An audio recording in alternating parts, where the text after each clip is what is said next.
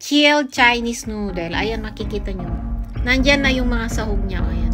May karne, pepino. Ito yung seaweed. Tapos ito yung luya. Ihahalo lang yan dito.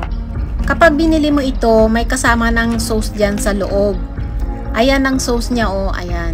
Ihahalo mo lang yan dyan. O, sige, Honey. Ilagay mo na yan. Si Honey ang magtitimpla.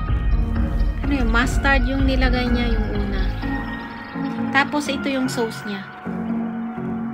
Ayan. Haluin nyo lang ng mabuti para maging balance yung sauce niya. Pagkatapos, isa-isahin nyo na lang na ilagay yung mga topping.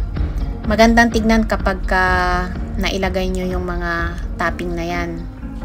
At eto na, nailagay na yung mga sahog ng ramen.